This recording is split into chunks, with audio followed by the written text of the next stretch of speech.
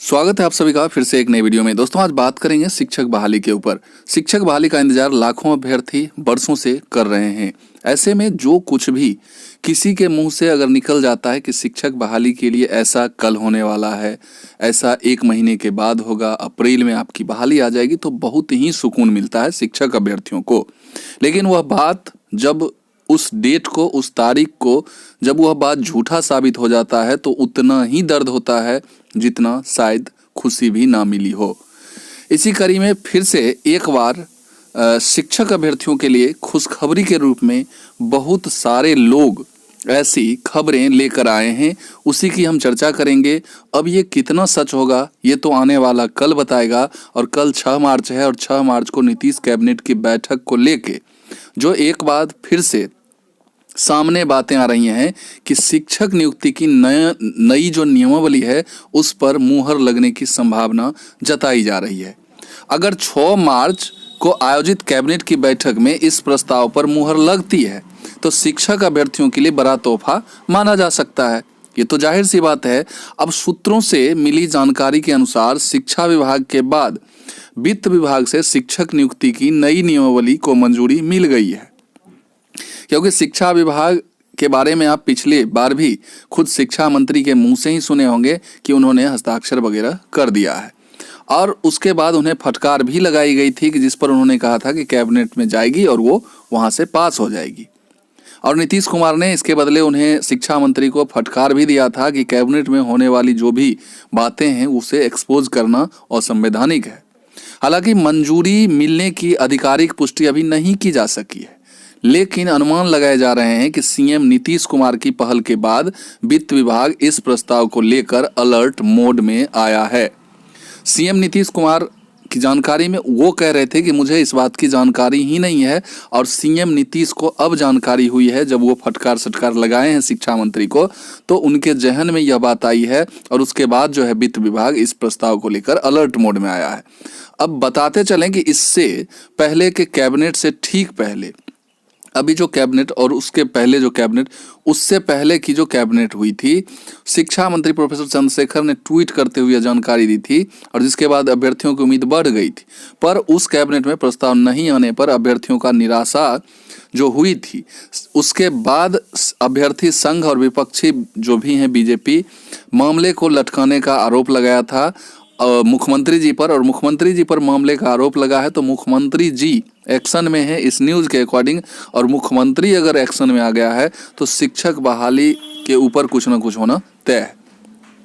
तो वही जो शिक्षक नियुक्ति की नई नियमावली के कैबिनेट में आने की शिक्षा मंत्री के ट्वीट पर सीएम नीतीश कुमार ने उनकी क्लास लगा दी थी, फटकार सटकार लगाई थी। और सीएम नीतीश ने खुद कहा था कि कैबिनेट में यह प्रस्ताव आया ही नहीं था। जो शिक्षा मंत्री बोल रहे हैं वह प्रस्ताव आया ही नहीं था, तो फिर उस पर मुहर लगाए जाने की बात कहां से आती। और इसके साथ ही नीतीश कुमार ने कहा कि किसी भी मंत्री को कैबिनेट में लाए जाने वाले प्रस्ताव की जानकारी लीक नहीं करने की सलाह दी थी। सीएम नीतीश के इस बयान के बाद शिक्षक नियुक्ति को लेकर वित्त विभाग में अटके नई नियमावली को काम शुरू कर दिया गया।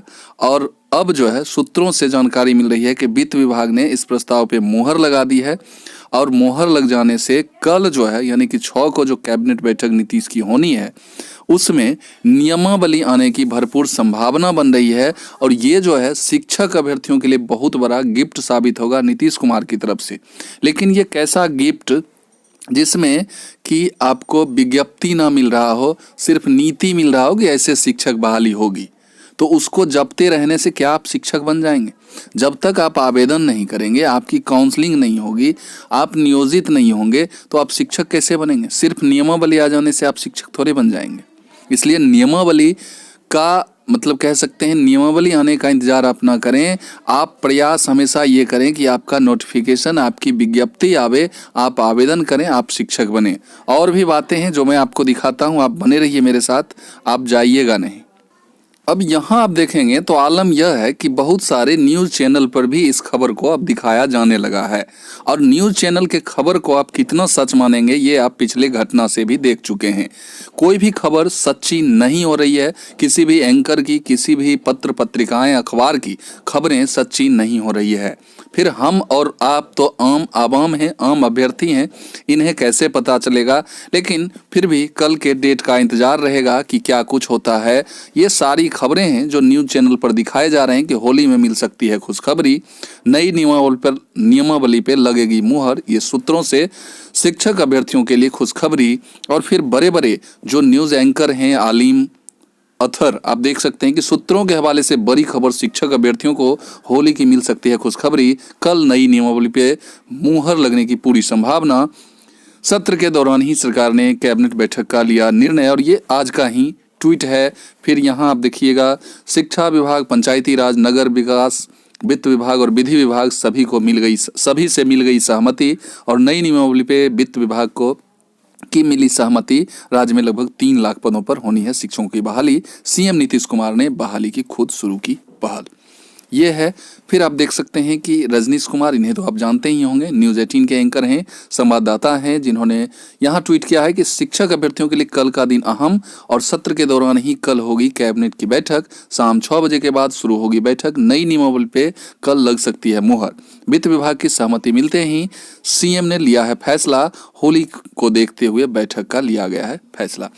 तो ये सारी खबरें हैं। अब ये बातें कितनी सच होगी ये तो कल के डेट का इंतजार रहेगा। आज 5 तारीख है, कल 6 है, इंतजार कर लीजिए।